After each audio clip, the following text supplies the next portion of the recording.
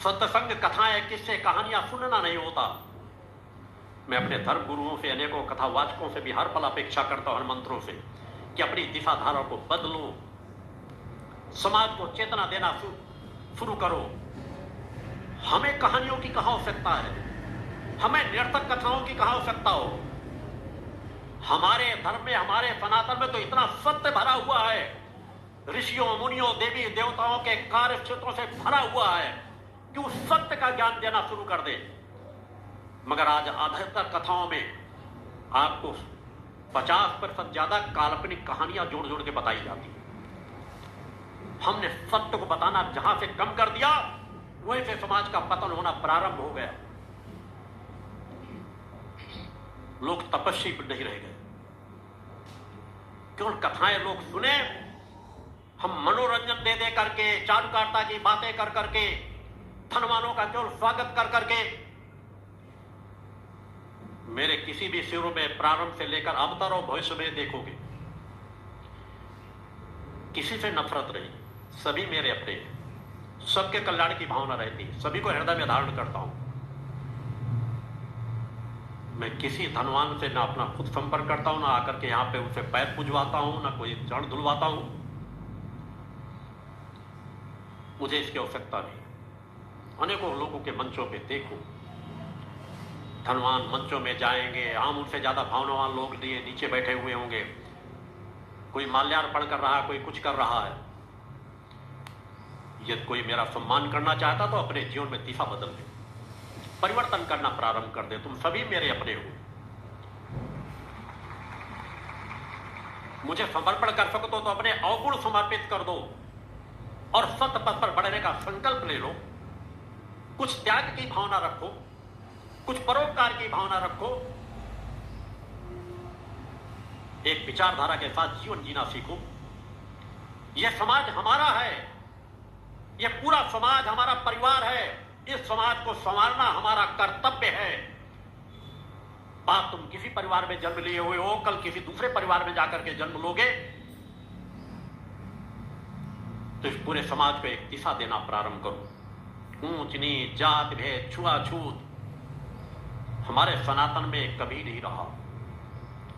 व्यवस्थाएं भी जब कभी दी गई तो एक व्यवस्था को सुचारू रूप से चलाने के लिए दी गई, मगर धीरे धीरे वही व्यवस्थाओं पे गलत रास्ते को तय करना शुरू कर दिया गया, छुआछूत को बढ़ावा देना शुरू कर दिया गया, गलत दिशाएं समाज को देनी शुरू कर दी गई। जो ब्राह्मण परिवार में जन्म ले लिया ब्राह्मण है, जो दूसरे परिवार में जन्म ले लिया तो इस कास्ट का हो गया। अरे हमारा धर्म हमारा सनातन तो कहता है जन्म से सभी ब्राह्मण है, मगर धीरे धीरे करके अपने जन्म के आधार पर उनको उस जाति का मान लिया। हमने कई जातियों को धर्म का ज्ञान देना बंद कर दिया। संस्कृत के आचार्य, हमारे धर्म ज्ञानी, बड़े बड़े मठों में बैठे हुए लोग हमें धर्म का ज्ञान केवल इन्हीं जातियों को देना चाहिए, इनको नहीं जन्म देना चाहिए। अरे इंसानियत के दुश्मनों, विचार करके देखो, धर्म ज्ञान पे तो सभी का अधिकार है, सभी के अंदर एक आत्मा बैठी हुई है। हमारा पहला कर्तव्य है कि जिस समाज को नजरअंदाज किया जा रहा है हम उन्हें ज्ञानवान बनाएं। हम यदि उन्हें ज्ञान दे रहे होते जिन्हें हम अछूत मानते थे तो शायद वो आज अछूत न होते, उनके बच्चे भी ज्ञानवान होते, उनके बच्चे भी सामर्थ्यवान होते। जिसका पेट भरा हुआ है उसका पेट भरने की क्या आवश्यकता है? जो भूखा है उसे खिलाओ, जो अज्ञानी है उसे ज्ञान दो, तभी सार्थकता है। टुकड़े टुकड़े में बढ़ता चला जा रहा है हमारा सनातन धर्म, खंड खंड होता चला जा रहा है हमारा सनातन धर्म।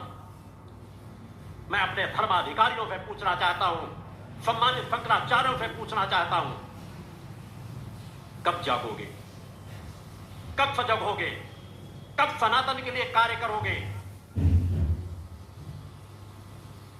सनातन के लिए कार्य नहीं कर रहे हो। हम 50% अपने समाज को सनातन के धर्म कर्म से दूर कर दें, फिर कहें हम सनातन को के लिए कार्य कर रहे हैं? कभी नहीं। जात के आधार पर हम किसी के छुआछूत का पानी न पिए, किसी के हाथ का छुआ खाना ना खाएं।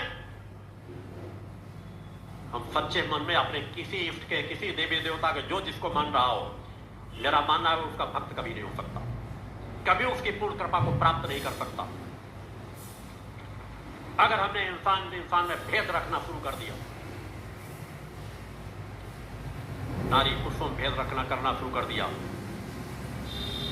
शास्त्रों का अध्ययन नहीं कर सकती महिलाएं, नारियां शंख नहीं बजा सकती, वेदों का पाठ नहीं कर सकती, मंदिरों में पुजारी नहीं हो सकती, किस अज्ञानता का जीवन जी रहे हमारे धर्माधिकारी।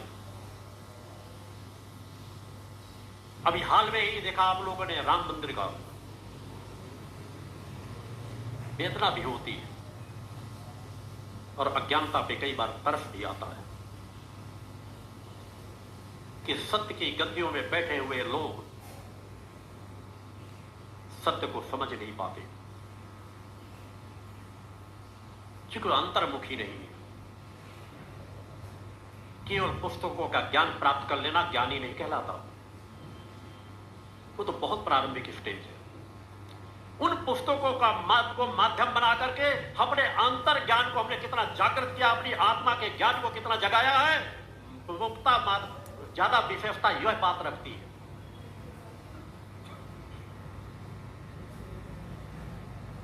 राम जन्मभूमि पे जब स्थापना का क्रम था, हमारे देश के सम्मानित प्रधानमंत्री नरेंद्र मोदी जी के द्वारा प्राण प्रतिष्ठा का कार्यक्रम किया जाना था। कई लोगों ने नाना प्रकार की टिप्पणियां की,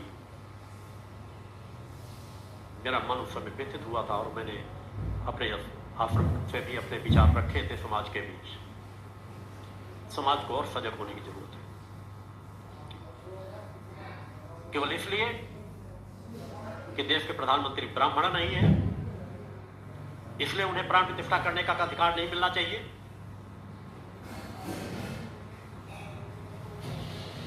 एक वह प्रधानमंत्री जो तपस्वी है, साधक है,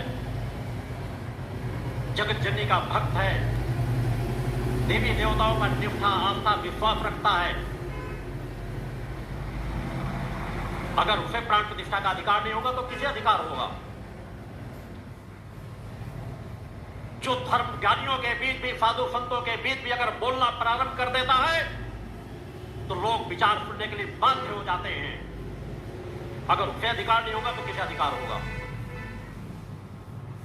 जो स्वयं व्रत रह करके, उपवास रह करके प्राण प्रतिष्ठा के क्रम को पूर्ण करता है, अगर उसे अधिकार नहीं होगा तो क्या उन ब्राह्मणों को अधिकार होगा जो खाते पीते मौज करते हैं, चंद मंत्र बोल देते हैं?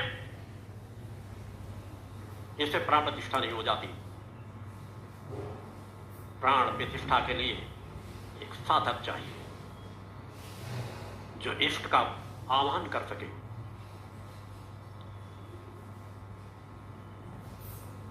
पवित्रता चाहिए, आस्था चाहिए।